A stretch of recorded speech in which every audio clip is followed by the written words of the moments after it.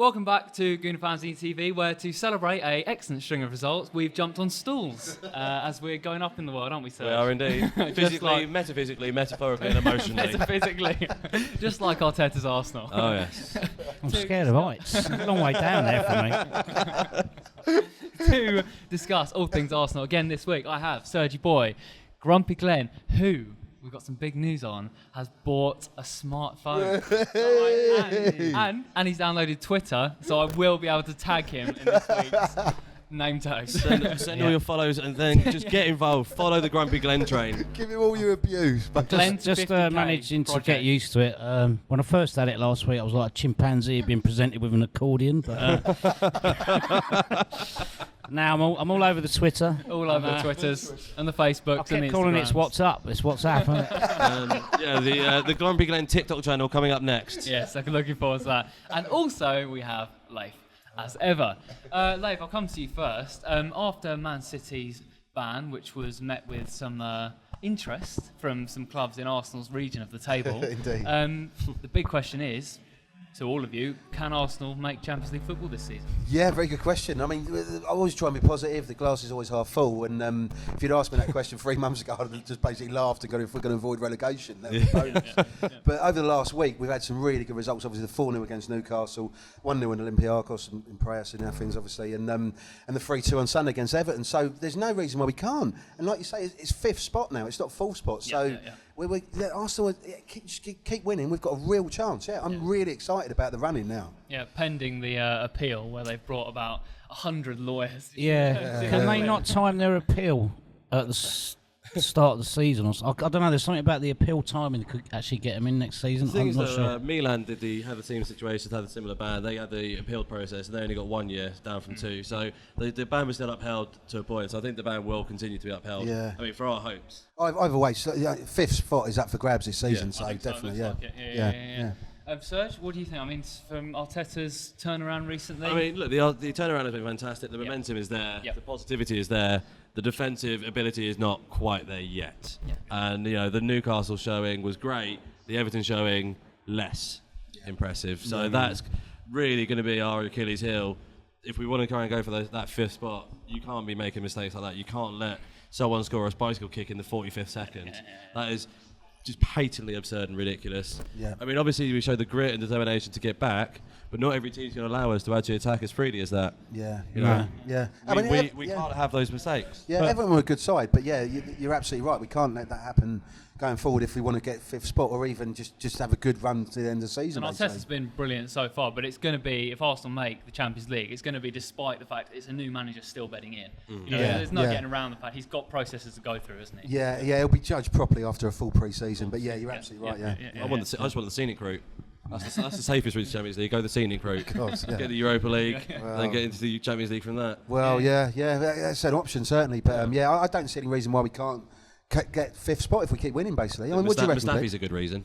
His haircut. Yeah, well, that's the problem. We've got to keep winning. And, I embrace all the positivity and optimism with Arteta, but it's still baby steps. I think we see in each game, there's still a few underlying problems. But the way the league is this season, I think all those teams, Spurs, Chelsea, United, us, probably all going to slip up. And I just think that gap is enough for us to probably sort of not quite match that. Yeah, I suppose if you look at the fixtures, who have we got next week? So we've obviously the Man City game's been postponed. West Ham on the 7th of March, then Brighton on the 14th, Southampton on the 21st, and then there's an international break, and then it's the 4th of April, which is Norwich. So they're all winnable games. They are winnable games, and we have got to go on a real big winning run. The Spurs game could be crucial. We've done Chelsea twice, haven't we? We played them twice. Yeah. And the Spurs game's a move from the 25th of April, which, if you know your history, it was the day that Arsenal won the league in the Invincible season. Which time? Yeah. Which time? Yeah, exactly. But I mean, that's moved to the Sunday. But that's going to be a crucial game. We've obviously got Liverpool the week after in early May. I don't know. But if we can pick up 4 wins out of 4 in the next, I'm not ruling it out. I just think we've really got to go on a proper big winning streak. So, but they're capable of doing it. Yeah, it looks like the squad's capable, isn't it? Arteta's capable. I mean, if you looked at the performance yesterday, Saka was obviously not supposed to play. When he came on, he looked very leggy. Yeah. And towards the latter end of the season, we're going to start seeing that in more and more of our players where we're obviously still in the Europa League. We're still in the Premier League. So there's obviously, hopefully, we're still in the FA Cup. So there's a lot of games for them to play, and we seem to not be relying on a huge amount of squad depth.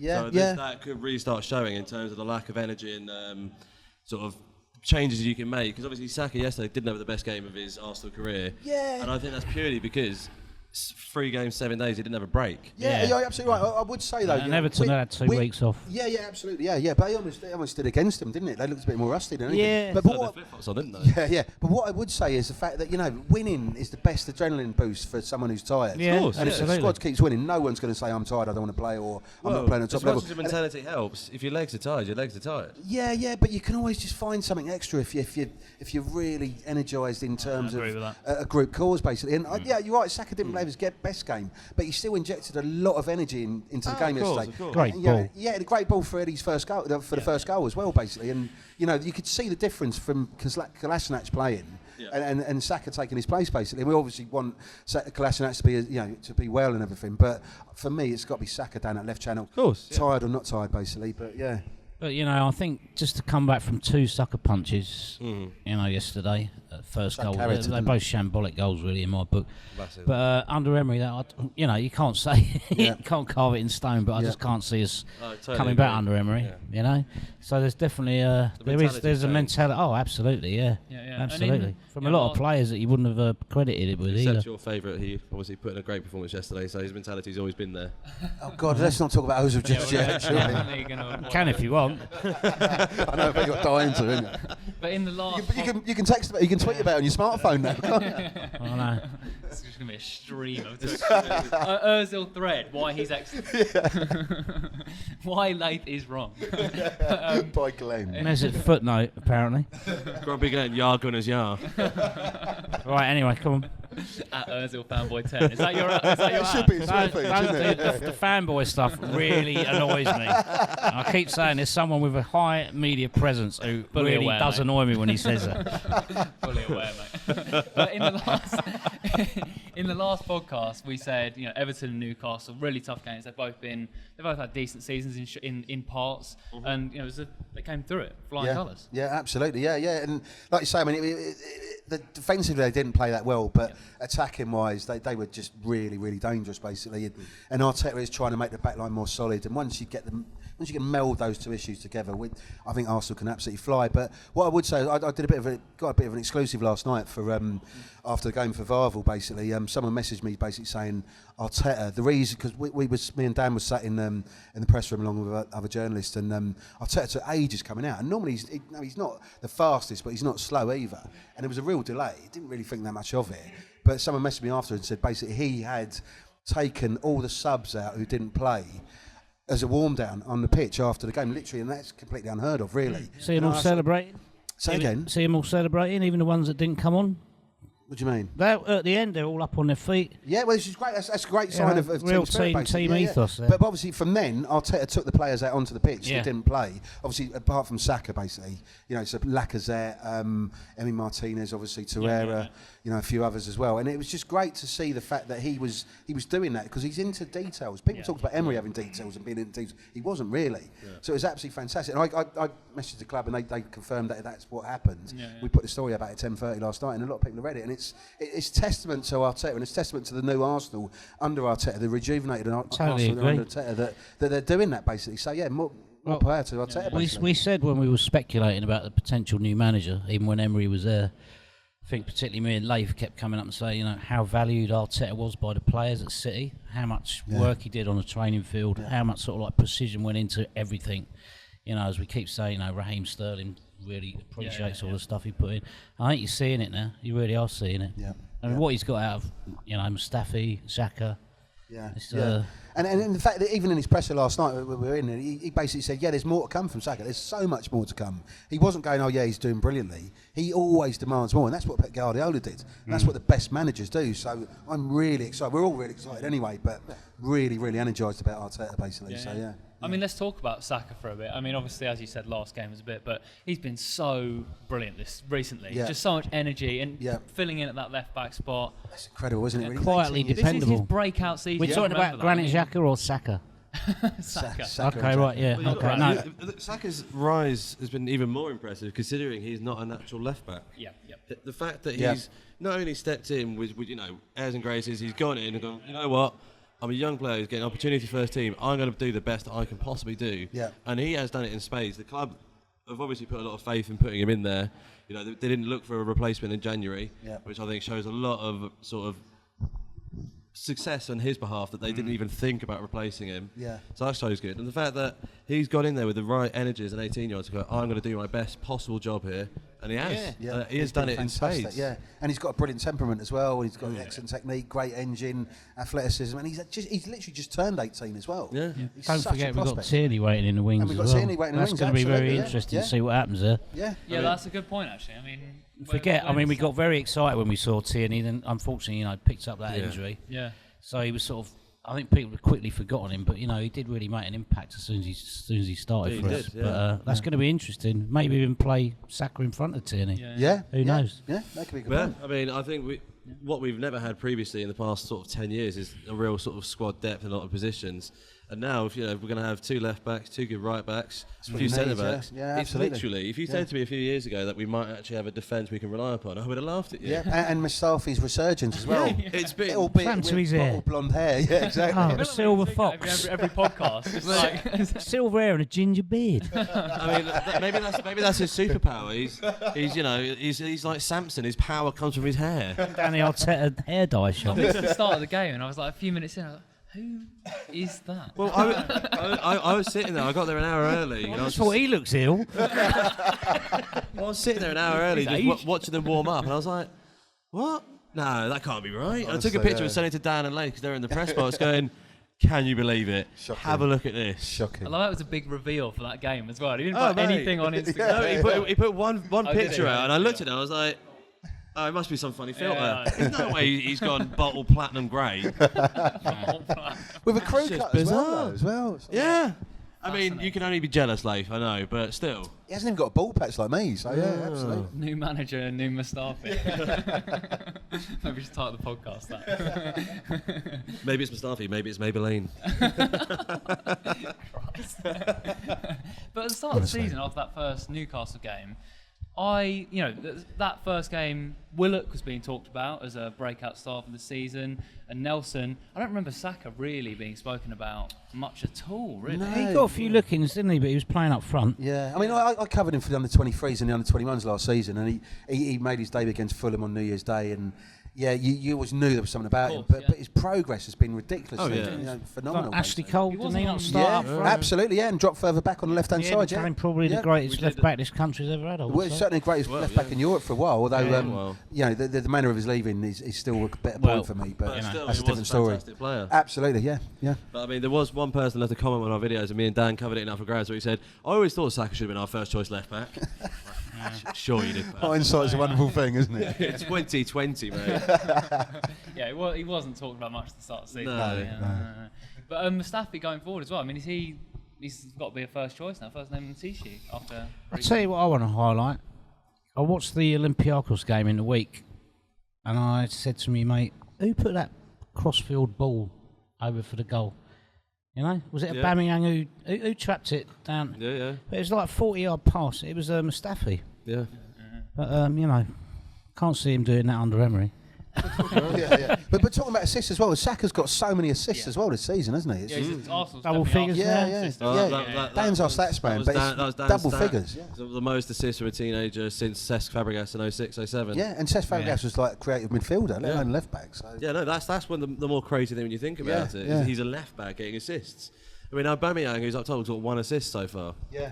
And another thing on Aubameyang as well. Obviously, Arteta was asked a lot in the press conference about his future, and he obviously wants him to stay, and I think he will stay. Hopefully, if they offer him a fair deal. But the fact that Aubameyang was on the pitch cheering the substitutes during their warm down last night, and it was just a real joy to learn that. Well, that's a real captain's sort of decisions to make, and I was really impressed with how much he's grown into that. Yeah, I absolutely. might be wrong. Did he also make the most tackles for us yesterday? Who, Aubameyang? I'm I sure. missed that stat, but I'm if you did, fair play to him. probably wrong, but I think it was sort of like I read somewhere about the amount of work he was doing and tracking back.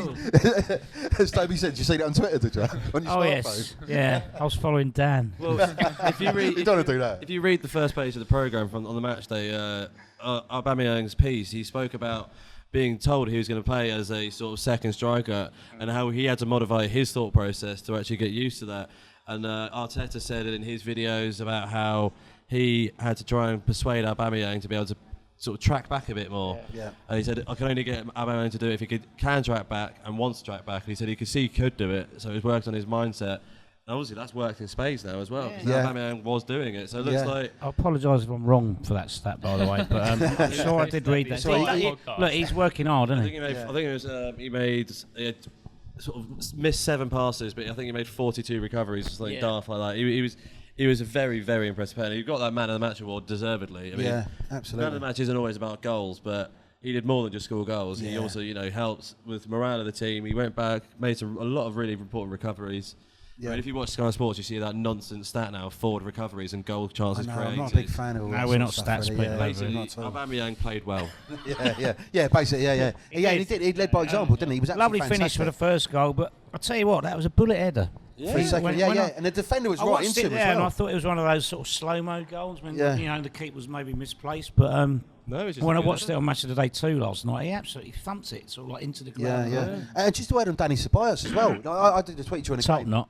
Say again. Top knot. Top knot. He's got a tiny, honestly. slightly He's emasculated a different man sumo. since he's been on Twitter, isn't he? He's like, his new hairstyles. But obviously I did a tweet during the game, and a lot of people saw it as well. It was just the fact that he was great going forward, but defensively, he's actually added a massive new sort of string to his bow. He was fantastic in terms of his sort of defensive tracking back and interceptions. The first 20 minutes though, he looked so out of sorts. He kept on making so many dreadful passes, and then I think suddenly, I think people told him sort of what you do. I don't think Arsenal played well for the first 20 minutes. And then he just went straight into it, and then he was absolutely brilliant. But again, I keep going back to sort of like how it might have been under Emery. His head didn't drop when he worked his way into the game.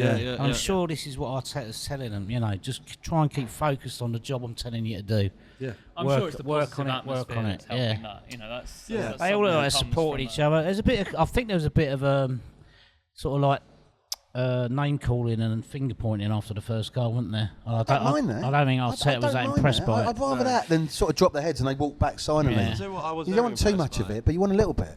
Was after remember the incident with Richarlison when he fly kicked Ceballos, and everyone jumped in, didn't they? I love that. That was really good. And obviously Bellerin got straight in there, got very angry, which was also brilliant. Yeah. But what I loved even more was Arteta went, right, leave that. Brought the players over, went, right, you got to do this, you do that. He took any opportunity that there was a stopping play to tell you, right, for this first 20 minutes, you've done this wrong, so do this. Yeah. So he's constantly thinking, he's constantly on the move. Yeah. Absolutely, He saw the situation, Smiles on the floor, he saw Richarlison, and he went, look, the referee's going to deal with that, I can't control it. I'm going to tell my players what to do and actually manage. And I thought you did that really well. Yeah, that was a good spot. I didn't actually see that during the game, but yeah, absolutely. That's what you want. You want a manager who's just always on the ball, basically. And from memory, he was saying his communication was up to 50% to Arteta, who's able to communicate like that. Yeah, absolutely. That's really impressive. That's going to be a huge boost. Just to go back to Aubameyang, when he initially came in, I was expecting, coming from Dortmund, which is Bundesliga is a league where you can get in behind a little bit more. It's a lot faster. I expected just a rapid striker who's going to get, and I wasn't 100% sure it was going to work for him. The league is a bit, I don't know, it's more compact. It's more difficult to get in behind. And I think the way he's transitioned, he showed himself to be a really intelligent footballer. He's brilliant. Yeah. Well said. Brilliant. Yeah. I mean, go on. I don't know if I've got the misfortune, but I've got the pleasure of knowing some Liverpool fans. But they all say, even that front three they've got, they'd have Aubameyang in there. Really? I think we forget just what a brilliant striker we've got there. I mean, that second goal, pass from Luis. What player does that remind you of? Thierry Henry? The way he opened his body up, put it into that far corner. But there was no doubt that he was going to score that. Yeah, you knew it. But he just thought, hey, hello, here we go, in. Brilliant. What you mentioned about him being world class, there was recently an article from Gary Neville where he mentioned about him, he now should be recognised as world class, but he made the quote in there that made me so angry when he said, when Aubameyang first came in, wasn't really sure about him because none of the top clubs went in for Aubameyang. I was reading that thinking, no, he came to a top club, you utter twat. He's always like this now, isn't he? Oh, it made me so angry reading that. That's from the man who tells me we should just accept VAR for what it is. moving from one manager who's made a lot of progress this season to another manager who's impressed us a lot this season, Joe Montemurro. You just came from London Colney and you had a chat with him, didn't you? Yeah, absolutely. I mean, myself, Sergio, and Dan, it was brilliant. It was absolutely fantastic. We talked about it in another video, but basically Joe is a top man. And to cut a long story short, at the end of the press conference, we fired a few questions at him. He very, very experienced operator, great man, great manager, loves his football. And he came up to us at the end and he goes, "Oh, mate, you filmed that podcast from the pub, didn't you?" We're like, "Well, you watch it?" He goes, "Yeah, I really do." And he goes, "You're all right, but you're grumpy, mate. I don't like him." Honestly, so thank you for watching, Joe. Seriously. You got a response. Sorry about the accent, mate. Yeah, he was Australian. Well, yeah, I was trying to establish where on the planet he was from. Yeah. It was quite funny. There was another light moment in the presser when someone asked about the sort of weather conditions, and he goes, "Mate, you're British. You're always talking about the weather." Like, well, the fact that he turned that's because we have it. He did turn straight to you and says, "What is the weather going to be like on the game?" I know. I was just like, "Oh, cold and wet." All the journalists in the room. He should have told him you can get an app about the weather on your phone. Yeah, absolutely. But Joe Montemurro really impressed me because everyone says that Jurgen Klopp's like the fun, nice guy manager. He's nothing compared to Montemurro. Oh, really? He's nothing. Joe is a proper classy guy, really witty. Yeah. He kind of got the room really on side. Everyone was smiling, laughing away, and what he said was really insightful, interesting. Rather than Klopp's a great manager, but he's not a fun manager like Montemurro is. I love it. Yeah, what was your take on Colney? That was just like the first time you've been down there. You It's quite excellent. impressed, weren't you? Well, because you drive past it and you see this massive Watford bubble on the side. That is the most bizarre thing I've ever seen. And then you go through past, see all these nice cars parked up. As we were driving in, we saw Hector Bellerin sort of on the phone. And we go in, you've got this lovely indoor training pitch, which is like walking on carpet. It's like walking on air. It's dead nice. And you go upstairs, excellent coffee machine, fantastic coffees. And it was just a really nice setup, and you had just players wandering around. It was just so weird, sort of just sitting there ready for the conference. And you just see sort of Leah Williamson walk past, you see Leah Walty just bundling around, and then you see sort of Jordan Nobbs sort of go to the front, Joe go to the front. He's chatting to everyone, he knows everyone by name. It was just a really nice atmosphere. Absolutely, and just a word on Jordan Nobbs as well. She was great, wasn't she? Oh, absolutely brilliant. I mean, she said we obviously went into more detail on it, but she said a phrase that really interested me. Someone asked her about how important it was to captain Arsenal to the cup final, her first cup final as captain, and she said wearing the shirt alone is sort of pride. It gives her enough pride that it is. Yeah, being a captain is beyond that. Wearing a shirt for the Arsenal is more important. I thought that was such a classy response. Yeah, definitely. Yeah, she was brilliant. Jordan was brilliant. It was a great day, and obviously they've got a cup final coming up. And if they win, that's going to inject so much enthusiasm into the entire place. Everyone's going to be really happy because they work well together, the men's and the women together. Yeah, and it could be a big season with a quadruple potentially. Touch wood. Yeah. So. I mean, we've heard a few sort of stories of Arsenal winning doubles and trebles in the few years ago, but to get a quadruple is mental. Yeah, absolutely. Yeah, I think they did it a few years ago. The only time they won the Champions League, as far as I know, and if they did that again, that'd be absolutely amazing. So yeah. So this Watford bubble, they're adjacent to us, are they? Yeah, for those that don't know, Watford's training ground is right next to Arsenal's training ground. That's why it's training ground derby when we play them. Yeah. So if you put your head over the fence, Harry the Hornet was going through his moves. Yeah. Winding up away fans, giving them training to take on Gunner. Throwback podcast reference. Yeah, sorry. It's a... No, honestly, it's you right. can tweet that out as well now. Double H. It's this bizarre, massive bubble that just sort of starts growing from behind the trees. You look at it, you go, what on earth is that? It's just weird. It's just really weird. Yeah, and there's just a hedge there, isn't there? And the next side's Watford. I mean, if Bielsa became the Watford manager, he's going to be loving life. He's going to be standing over that fence with his binoculars, watching everything. Binoculars. Binoculars. It needs to be that big to get Troy Deeney's ego in, I suppose. Totally agree. Why do you tweet him? No, At Troy Deeney, not a fan. I don't want to be subject to online abuse. But just to preview our videos from London Colney, what was his take on field matters? Yeah, I mean, obviously there's a lot of embargo stuff we can't go into too much detail about until Friday. But he was really bullish. He was looking forward to Saturday and the rest of the season basically. So watch this space. We've got loads of stuff coming out and nice one. I'll just see over here. We've got the Liverpool West Ham game starting. West Ham came out of the tunnel looking like they were going into an abattoir. Yeah, it's. I don't think the unbeaten run's going to be stopped here. Well, their next games are slightly troubling. So, not that I'm sad, but anyway. Yeah, well, Arsenal still got that. Hopefully, stopping the unbeaten run. Yeah, the Liverpool game. Yeah, that's going to be a on. momentous game. Seriously. Also, by that point, we could stop their invincible run and also seal 5th place. Yeah. Yes. Yeah. Absolutely. Yeah. Long way to go yet. If Yeah, Arsenal yeah. have form going into that game, like seriously, it's going to be a It's lot going of to talk be going such into a that. cracking game, yeah. And obviously you want Liverpool to win the league as soon as possible. So if they do lose a game, then great. But if they don't, you've got the unbeatable game, this unbeatable sort of run this season, the 49, and then Well, obviously just hopefully Arsenal going for the Champions League potentially. I know Liverpool got it over City a little bit, haven't they, of late? But yeah, I think it's 49, the City game, isn't it? Yeah. So if City win that, they could bow out on 48. That would be, for me, that would be utter perfection. Yeah, it's shaping up to be interesting. Isn't it? Yeah. So for either via the Europa League or via top 4 or 5, whatever happens with Manchester City, do you think Arsenal can make the Champions League? I hope so. If they play like they did Yes going or no, forwards, yes. Go on then. Yes. No doubt in my mind, we're getting it. Yep, 100%. I've By just the got scenic this, route. Yeah, scenic route. I've just got this feeling we're going to have some ding-dong tussle with Wolves at some point in that competition. Undoubtedly. Undoubtedly. You know what I like? We're so going to end up drawing them in the Europa League, aren't we? Yeah, either side of the gonna league get there. fixture. We're Either going side to of get the there. league Going fixture. together. Yes, very good 3 point. in a week. It's going to happen, I'm telling you now. Yeah, get your money on it, seriously. Yeah.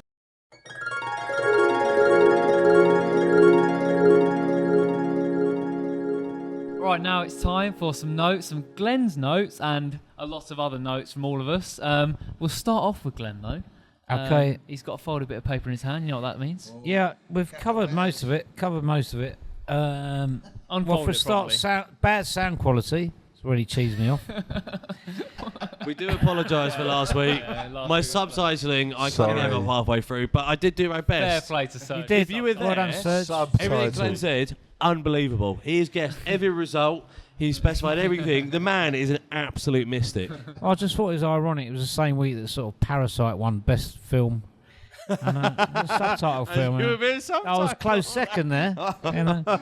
He gets the Yeah. Academy I like what Award. you did there. No, I got home and watched it a couple of days later. And like, oh, great, thank you. Well, at least I did spend my time subtitling you, though, Glenn. He really did. was He really impressive. did. Cheers, When I Serge. saw that, And I was I've got a very apologetic text from Layth before I was on Twitter. I imagine. And, no, with it being late, it was probably I'm so sorry / vaguely amused / somewhat disappointed / vaguely shoot man. Like 3 thumbs up. 3 thumbs up. Okay, cheers. thumbs up, Honestly, That's Laves. That's Laves. On our WhatsApp group, which Glenn is now a part of. Now he's got a smartphone. I know, this year is yeah. going to be great. Well, I can add to me notes. It's really annoying me is people telling me what to do on my smartphone. I've already told him to download TikTok. Yeah. I can't see it happening, but Glenn on TikTok, imagine. What is TikTok? It's social media for children. Okay. Basically. Right, it's basically the So Toby CBBS loves of it. very smartphone. good app. Right, sorry anyway. Rambling. No, I've not got a lot because, you know, Capital letters though. apart from the, you know, I write in capital letters. Apart from the weather, do me head in. What's wrong with the weather? Go on, give us your take on that. Well, you know, I just feel like I get up every morning. I'm on the set of. Oh, sorry, I swore there. Didn't mean that. It's all right. Again. I can bleep that out. You'll hear the bleep coming up. I'll get up every morning, look out the window. I feel I'm on the set of Blade Runner. Although you say about the change of the weather, obviously yesterday was the first introduction of the spring ball.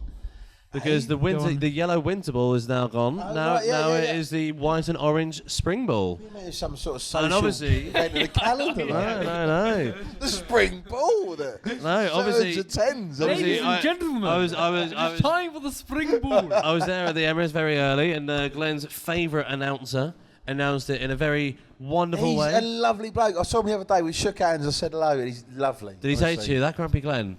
I'll get him on side. I'll get him on side. Very disappointing. To be fair though, speaking of that announcer, I was sitting there after Aubameyang's second goal, the third goal, when we finally were winning the game.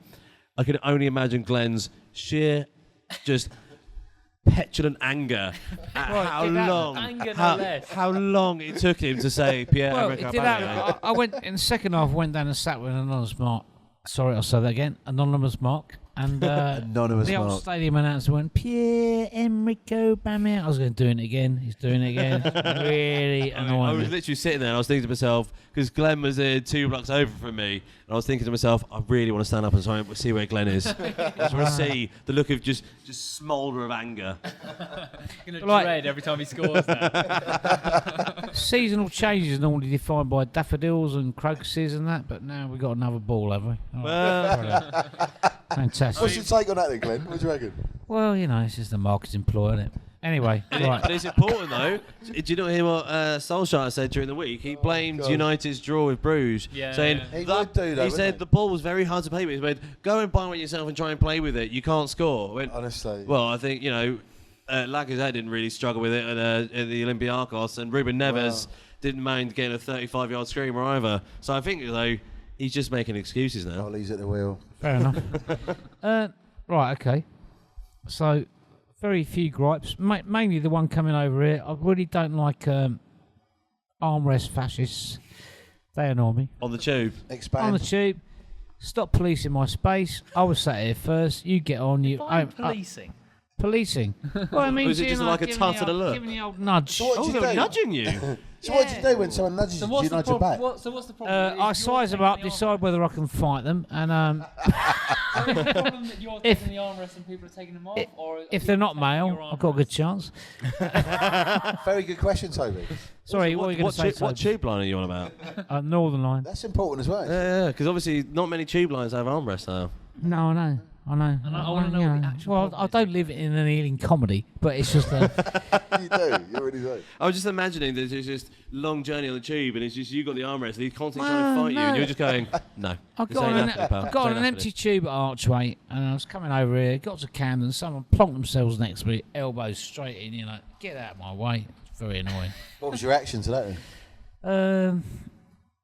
Passive aggression. So, No change there then. are you a man spreader as well? Do you like to pull your legs so they're either side of your seat, or do you a proper a good sort of legal tube user, just elbows akimbo? I'm Look, scared. I'm not a man spreader because my legs are about. Look, I can see the not camera here. capable. Sat on this stool, I look like a ventriloquist dummy with a cushion stuffed up my gut. Can we just say during the break, we've Glenn has been showing us photos on his smartphone.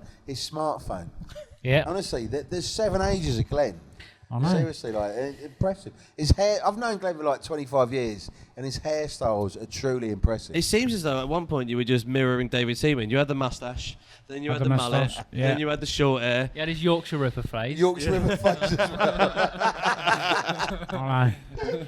But there was one point where he was a very dapper young man, full fit and Dapper. everything, diving into the Greek Sea. I know. And there we. Glenn had a 6-pack. Seriously, there's a photo of Glenn. And not of lager. He had like a set of ribs like a xylophone. Seriously, it was just unbelievable. Thank you very much. Old Patrick Moore was giving a little tinkle. Anyway, where are we going with this? I'm getting a I bit reckon disturbed. I don't. Back to the notes, back to the notes. Right, no, one thing I'd like to do is quite important. I've got a very close friend. His son is 13 this week. He's an absolutely devout Arsenal fan. He went to the Newcastle game. I think the Leeds game, he was stood on his chair, sort of stood on his seat singing, "Who are you, who are you?" Good lad. Big fan of that behaviour. He was in the barn on 2 weeks ago with starting early, lovely. Nigel and all that. Sat there on his smartphone. But he's Stanley Elvis Kershaw. He's a dedicated gooner, and it's his birthday this week. And I'm going with his dad to the Olympiacos game. They're sitting behind me, and I think he'll be quite chuffed that I've mentioned him now. And he Well really done. is. Good on you. Birthday. Stanley, happy birthday to Stanley. Happy birthday, Stanley. Okay, Alright, I've got so, no. I know you've got some notes. You got anything else? You got any more No, notes? sitting on stools when I'm trying to do podcasts annoys me Why? because you're all normal. You say you're Also- really small. Glenn, you mentioned earlier about your views on food delivery services. This, I know it's not Arsenal related, but honestly, it's a brilliant insight into the world of Grumpy Glen. This is World the of earliest Okay. the podcast Well- has degenerated. I've got a small gripe about delivery services that, you know, Small one. I was in a car the other day in a taxi and there's some poor bugger, crash helmet, L plate and a 50cc moped weaving all around London traffic, all because some knob in the city wants a cup of coffee. And Loving it, these loving people it. take their lives in their hand every day. And I don't know, are we really that, are we devolving that fast? Well, we're devolving faster than the Arsenal defence, yeah. So. Okay. I love the existential angle to that, Glenn. Yeah, I know. seriously. It's Yeah, all very Albert Camus and Sartre, isn't it?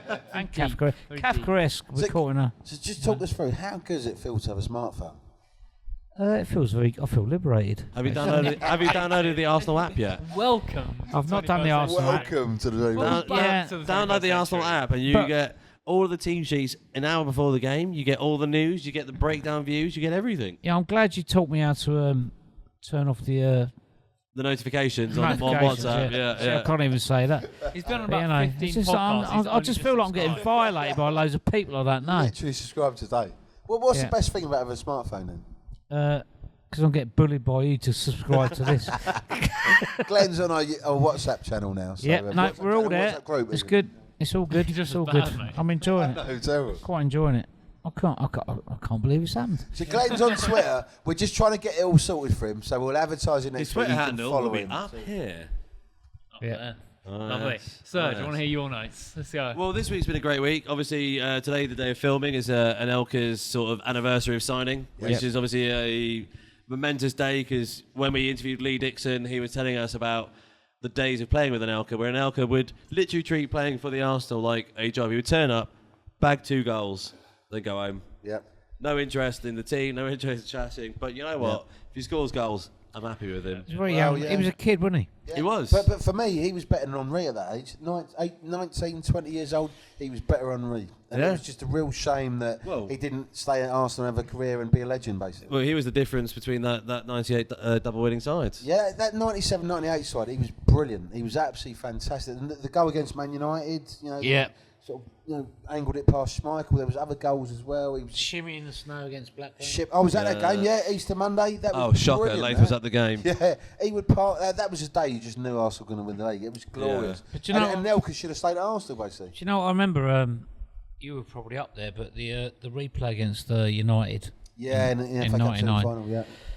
He actually scored. It was marginally offside. Yeah. But I was in a pub and I climbed out the window. And How many floors up, just was shout. it? Well, not as high as this. But very low floor. And my mate dragged me back in and was like telling me it was been disallowed. But that's probably one of the most disappointing moments in my life. Yeah, that game. So terrible.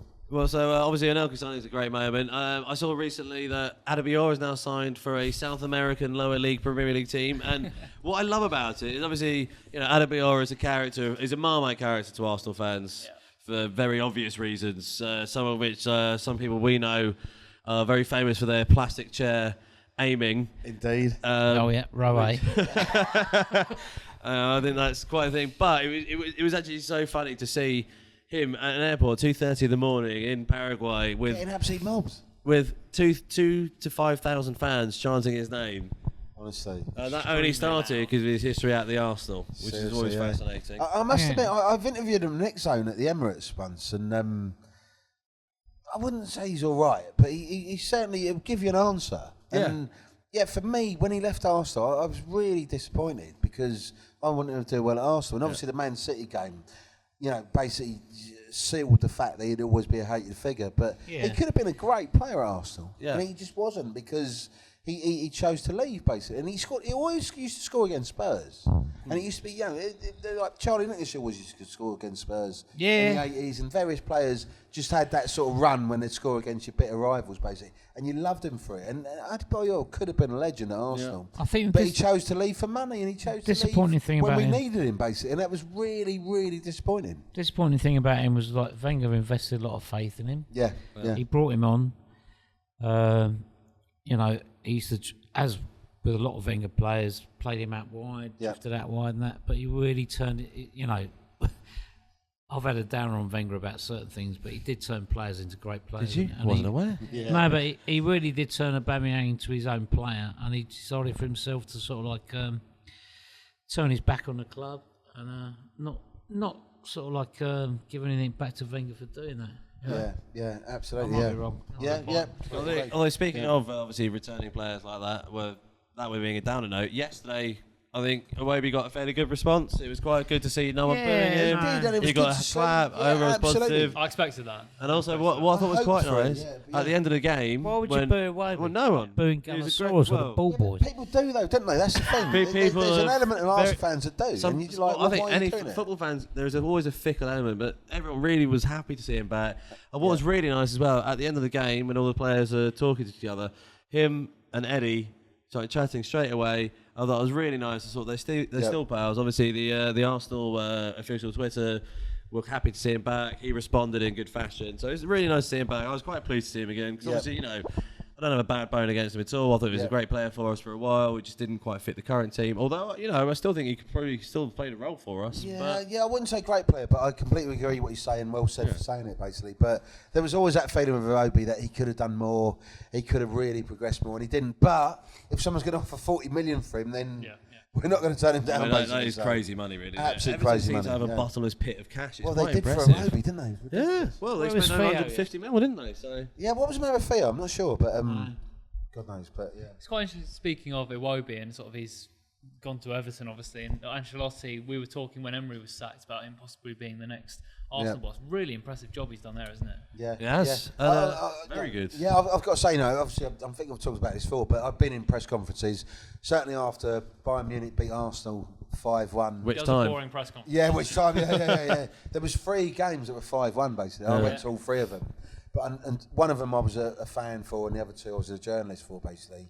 And what really struck me about Carlo Ancelotti was the fact that he didn't stick the boot in to Wenger. And whatever you think of Wenger, it is what it is. But Arsenal lost 10-2 on aggregate to a decent Bayern Munich side, but not a brilliant Bayern Munich side. And if Ancelotti was Mourinho, we'd have never heard the last of it. There'd have been no... he showed compassion. And I've got to say, compassion is completely different than pity, basically. Yeah. And the fact that he just goes, and I was in the press, and you could see him feeling for his sort of colleague in managerial terms, and he basically goes, we did all right today, and Arsenal didn't, basically. Whereas if that was Mourinho, imagine Mourinho, but again, peak Mourinho, when Arsenal have lost 10-2 on aggregate to a team potentially managed by Mourinho, it'd been dreadful. And Ancelotti was so dignified, so gracious, and so compassionate that I'm a real fan of Ancelotti, to be fair to him. So I think he's Good luck to him. weirdly underrated in this era. Like he's Yeah. managed some of the greats. He's won the Champions League. He's won pretty much every league he's been in. He's one of the most decorated managers. Yeah, absolutely. But it's funny you mention Wenger. Wenger's comments, I think, the other day in response to Emery. Do you remember Emery said he received a weak and failing team, and Wenger responded saying, we came second and got 75 points. Yeah, exactly. So he's got a bigger point tally than Emery ever had. Honestly, yeah. He came second in the league. I mean, obviously, whatever you feel about Wenger at the time, it was the right time to leave.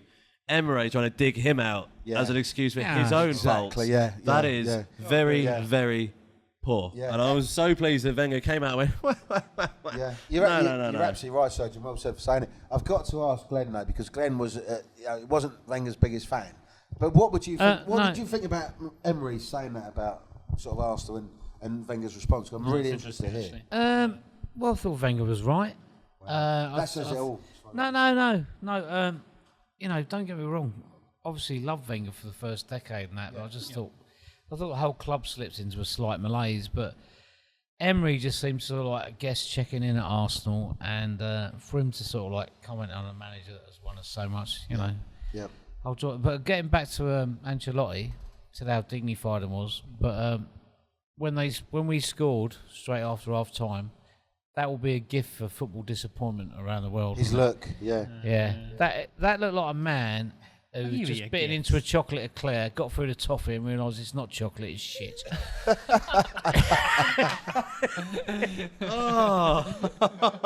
what a way with words. Sorry. What's away with words, my Glenn? And that's all me. No more words. Brilliant. On the stool, I've got the Dave Allen, and may your God be with you.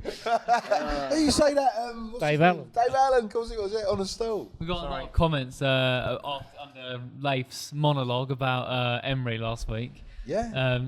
He's so bizarre that he's been so outspoken, isn't he? Don't attack our club. You had your right to say He whatever left you in want to such say. a polite, dignified way with a Didn't good expect message. it from him. I No. really didn't Yeah, expect yeah. it at all. What it felt like is you know, he picked up on it as well, didn't he? He was just like, don't it just slag felt him off. like he was basically realised that he was no longer relevant on mainstream news or sports news. He wasn't really getting picked for any jobs, and he wanted to get back into the mixer. Yeah. And he did it in the worst way he could have done. Yeah, Do absolutely. you remember when I said a Players few are months thinking, ago, it was like being at work Yeah. when someone goes off on long-term leave and a temp comes in, Yeah. and you can never really relate to them, although Yeah. they're there to do a job, they're not actually part of the team, and Yeah. it felt like not an imposter, but An it was interloper. just an interloper. Great word, mate. You know. Yeah, you're absolutely right. And he never got Arsenal, did he? He never got Arsenal. No.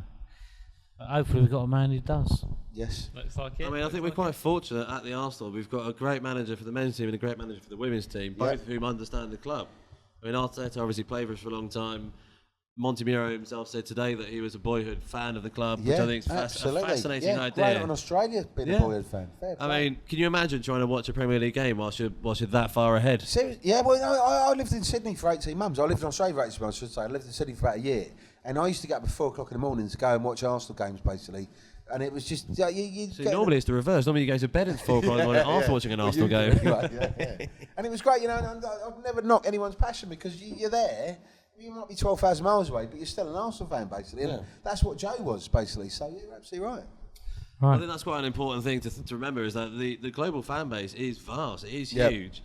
And now we've obviously got a team that are starting to fire again, and we're starting to see a lot more pick-up from fans from America, from Asia, from Australasia or Oceania, whichever one you describe it as. So it's quite interesting to see the reach of our club, and also the fact, speaking of Australia, Arsenal ladies now signed Caitlin Ford, who is arguably one of the best women players in the game at the moment. And she's now come to the Arsenal and seemingly has gone straight into it. And playing really well. Absolutely, and obviously Joe was really sort of effusive about her as well. But you're absolutely right. Just talking about sort of Australia, the way I equate it was like, you know, I lived in Australia. You know, I didn't go to any games at the Emirates for X amount of sort of months. Didn't make me less of an Arsenal fan. You know, anyone in Australia or Africa or wherever you're watching this, basically, if you're not going to the games, it doesn't mean you're not an Arsenal fan, because it's about passion. If you've got passion for the club and you're obsessed by it and you care about it, that's all that matters, really. So, you know, absolutely. Like my dad. Right, okay. Every week he texts me, and, you know, he's not been for about 10 years, I don't think, but every week I'll get an analysis during the game, blah, blah, blah. Anyway, yeah. Yeah, it's passion. It's in the blood, isn't it, really? So. What did your dad have to say about Emery out of interest? He wasn't a fan. What about Wenger? He liked Wenger to a point, but he always saw Wenger's misgivings being at the back. Fair He point. said the last great defender we had was Sol Campbell. Love Sol.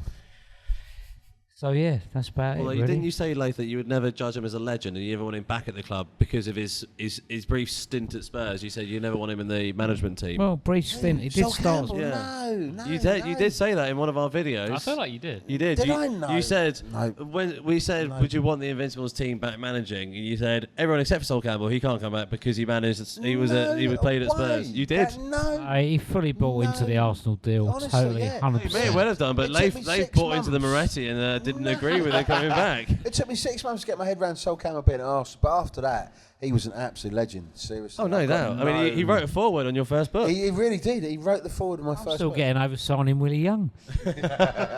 Willie Young and Paul Young, yeah.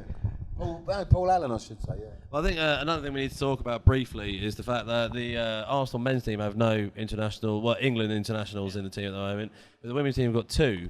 How important do you think sort of England's are to the Arsenal? Because obviously historically we've had some of the best England players that there have been, and this time around we haven't got any. I mean, Saka looks like he's getting to the level where he could sort of potentially be up for selection. Do you think it's quite a bit of a downer that we don't? That's a really good question, Serge. I mean, for me, it was obviously England recognition or international recognition for whatever team, you know, whatever country that the player comes from who plays for Arsenal is great, and the fact it's recognising that the player's done really well. But I was always a bit wary about players getting called up first off if they're young, because you're almost going to get your head turned. So if you're, you know, I can't sort of think of an exact example, but if you're a youngster and you, Walcott got pulled up at 16. Walcott was slightly different because he was picked up so young. But if you're sort of 18, 19, you're picking up and you're doing really well, and then you're like, well, this is all I know, and then you're getting thrust into an England side that, you know, there's multi-millionaires there, say with David Beckham or whatever, you know, this is the spotlight you're on, it might turn your head slightly. And I think it did with players like Cesc Fabregas as well, to a certain extent, where they got called up to Spain, a brilliant Spain side, to be fair. But very good, yeah, absolutely. And, you know, three trophies. They were the first team to win the World Cup and the Euro one after the time. I saw them play against England. They were brilliant. They were absolutely fantastic. But I was a bit worried about when players got called up from Arsenal who'd done really well as youngsters, as late teenagers, early 20-year-olds or whatever, and then going with these sort of multi-millionaire, multi-talented players who were globally recognised and then just really fated, and then suddenly these youngsters coming back to Arsenal, and maybe it's not so much them, but it was their agents going, well, you know, he's just been picked for this team that's got multi-millionaires, won the Champions League. Why are we on 30 grand a week? He should be on 60 grand a week. And that's exactly what happened to Ashley Cole. And Ashley Cole got his head turned and obviously went on from there. We all know what happened. So, yeah, international recognition is great because it's a nod to the fact that you're playing really well for your club side, but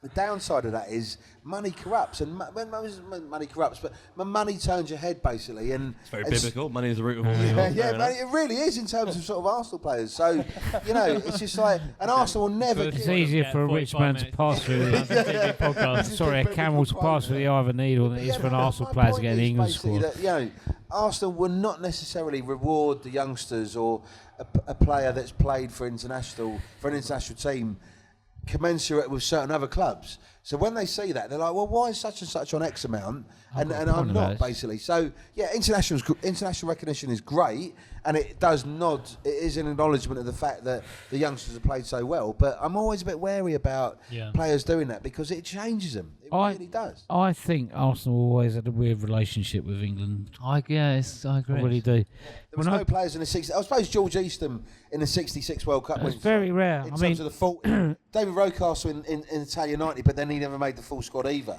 There's never been any sort of Arsenal players. Even going back to the 70s and stuff, McDonald was scored 5 goals against Cyprus. Alan Hudson was a great player. There's a lot, obviously Alan Ball, but you know who we signed. But I think, from what I recollect, there's not been many players that we've produced as a club. I always thought Geordie Armstrong, you know, should have maybe played. But I think Arsenal had a very strange relationship with it. Even when we had that famous sort of like, I think we played Scotland in a World Cup qualifier, and we finally had, I think we had Seaman. The 99 playoff. Yeah. We won 2-0 and we lost 1-0 at Wembley. You know, it took a long term for sort of like people to acknowledge Tony Adams. Tony Adams should have been captain. I just think it's a weird relationship with Arsenal, and you know, even when we were winning things, there seemed to be more Spurs players. I've got to say, actually, it's funny you mentioned that. I actually find supporting England now quite a struggle. Yeah. Because there are no Arsenal players, but also because there's a lot of Spurs players. A lot of Spurs players, I actually find it really hard. I can't really celebrate a Kane goal. I'll totally tell you that. I wanted him to lose in the World Cup. Club level football more important than international football. Absolutely, yeah. I mean, I suppose the follow-up question would be like, what would you rather have? Your club side win the Premier League or England win the World Cup? For me, it'd be Arsenal every time. But even Merson was a great player. He played in that Holland game, didn't he? You know, the Graham Taylor documentary and all that. Yeah, 93. But I don't think Merce got enough chances. I just think we were just oddly overlooked. There was just something weird about the setup. We never really... And Graham Taylor not picking righty for the 92 Euros. Yeah. Well, that is on the mental. Back of the best season he ever had, arguably, in the stop flight. I never understood that. But would that question about the Premier League or the World Cup, would that change if you had, Willock, Saka, Holding in the first team in the England team? The margins would probably be closer, and I'd probably go, I want England to do really well. Yeah. But for me, it'd be Arsenal every time. Arsenal every time. Without an Arsenal player in the England team, it's a lot harder to actually really... relate and really relate. Recently, hasn't it? Yeah, and for me, that was our last England one, and before that was Wilshere. Yeah. It's just and well for back me, in Wilshere. I followed England around the world for sort of 5-6 years. Everywhere we went, went to every game in Japan in the World Cup. I've been to Poland, been Israel, been sort of halfway to Azerbaijan. I've done a lot of games, but Arsenal was always up there, and England was lower down, basically. Always, and always will be. This team now is so heavily dominated with Kyle Walker, Danny Rose, Spurs, and it's just not, sort of. Harry Kane up top, you got Dele Alli in there. It's quite difficult, isn't it? I remember being in Poland. Brilliant point, isn't it? Yeah, I remember being in Poland in 2004 when England won 2-1 against Poland in Katowice. And Katowice was like Sunderland, basically, in terms of Poland, but a lot rougher, basically. Sorry to any Sunderland and Arsenal fans. Yeah. But, and Defoe scored, and obviously being at Spurs at the time. And I sort of tried to relate it to the fact that, sort of like, like me cricket as well, and you had sort of Welsh players like sort of Robert Croft and stuff, who played for England even though he's Welsh, and he said it was like British Lions. Yeah. And I tried to sort of relate it to the fact that these players are just English players, basically. They're not Spurs players. They're not whatever. But I still found it's it really hard difficult. It's so hard to get over that roadblock. Absolutely. Because that World Cup, the 2018, obviously it was a wonderful summer. It was hot. England were playing well. Everyone was singing "It's coming home." Didn't play well. Everyone was singing, don't let me go back to work. It was brilliant. Croydon Box Park as well. Of course, it was round. I was there. It was marvellous. What were you throwing up in the air?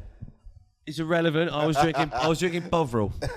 But it was basically supporting England is obviously my team. I might have a diverse sort of ethnic background in terms of European nations, but England are obviously my international team, but supporting... You flip-flop when Portugal decide to win. But when England play, obviously I want them to win, but then trying to sit there and celebrate Harry Kane scoring, it is a struggle. Because I am geared so heavily towards the Arsenal that trying to sit there and say, club aside, it's all about the country, I can't make the distinction. Yep, I cannot. Obviously, completely agree. I mean, honestly, absolutely. I've always said I'd rather have an out of form Jesse Lingard on my team than Dele Alli. Well, that is how much I dislike him. I mean, both of them, But supporting England is obviously key. But when they're so heavily Spurs dominated, even when I think Spurs weren't playing their best club football, and yet it seemed they were still dominating the England team. It doesn't make sense. Yeah. Why is Eric Dyer in the team when he's a generic Premier League footballer? Yeah, dreadful. Why have they got him? Dreadful. You look at teams like So Burnley. he scored the winning But penalty. you look at teams. Penalty's a penalty. Anyone can score a penalty. But you look at teams like Burnley, Southampton, Brighton. They've got a good core of English players, but they're not being picked up because they're not a top 6 club. So people aren't rooting for them, and it's not the right way of doing it. You look at players like sort of Danny Ings, who's now scoring goals again. He's a great forward, but he's never going to get a look in. Jamie Vardy's not being automatically shouted. He's retired. But he's the joint top goal scorer in the Prem now with Aubameyang. How is he not automatically being told, no, don't retire, come back? Come in, we need your kind of skill. He should be. He should be. You look at the Leicester squad, they've got some great English players as well. Why are they selecting so many Spurs players to the England team? It doesn't make sense. It doesn't get sense. Grealish is another one. Grealish as well. He played for Spurs every game, wouldn't he? He is literally. He's the reason Villa went up, and he's the reason Villa are doing all right now. If you were a Villa fan, you would absolutely love him, wouldn't you? Like a lifelong Villa fan playing for the team that you love. It's just such a dilemma now because he knows if he stays there another 5 years, he's a proper club. Yeah, I'll tell you what, Arsenal should go for him. He goes down. Yeah, I'd love him. He'll go to Spurs or Man United. Because the thing is, a lot of my mates always who support other teams like United or Palace. They always say, "Oh, your point's ridiculous. You've got to support England over everything." It's like, no, for me, never. Arsenal is the main thing. And if my team is dominated by my sort of enemy team, I'm not going to support them. Like, look, my Man United fans, mate, if they were an England team dominated by Liverpool and City fans, they're not going to be jumping up and down and screaming their names. They're not going to be doing that. Exactly. If you're saying that, you're lying to yourself. The World Cup, we watched it in the pub. I really did live up to the Grumpy Glen tag actually, because I just glad to hear it. Everyone was putting their arms around me, going, "Come on, Glenn." I said, "I can't support. There's too many Spurs players in it." I actually thought we scraped through that tournament, but when we won the penalty shootout, we scraped through it. What, you said he put a grapefruit out? No, I didn't put a grapefruit out. But Eco, or someone took a photo, and Eco, anonymously retweeted it, and the camera went around the entire pub. Everyone's spilling beer and jumping up and down, and I just leant on the bar and went, "Effing Spurs." That's the thing. Eco's tag was, "Look at Glenn getting behind his country." There he is, yeah. I'd be interested to see what the people... It difficult. I'd be interested to see what the comments think. Do you think we're just being absurd? I'd be fascinated. Let us know, good point, Because I think it's such a point that's never really discussed. Because, you look at, like, the Portugal side, it's basically half Wolves players. So... they're obviously, if you're like a Birmingham City Portuguese fan or something like that, you're not going to want Portugal. You are. There's a few. Right in, let us know. And also overseas fans. I'm quite interested to know. If you're an American fan specifically. Point, yep. You know, I've never been that, Arsenal or Arsenal over the. But I've for- just been for showing you you phase guys, me in. For me, Arsenal 100%. There's no team but Arsenal. I think that's a good way to end. Absolutely. Very good. Absolutely. Ta-ta. Anything else? You got any notes? Yeah, you've done your notes, haven't you? Done the Yeah. notes, yeah. That's it. Anything but Nice. Arsenal, that's it. Yeah. Good place to end. Yeah. Happy Well, birthday, Stanley. Happy birthday, Stanley. Thanks Stanley very much Elvis for watching. Kershaw. Thanks very much for watching. Please check out our videos from the weekend's game, the Everton game. We did some player ratings and some press box and comment as well. Any of your other thoughts on this podcast? Thanks for watching. Cheers. Come on, the Arsenal.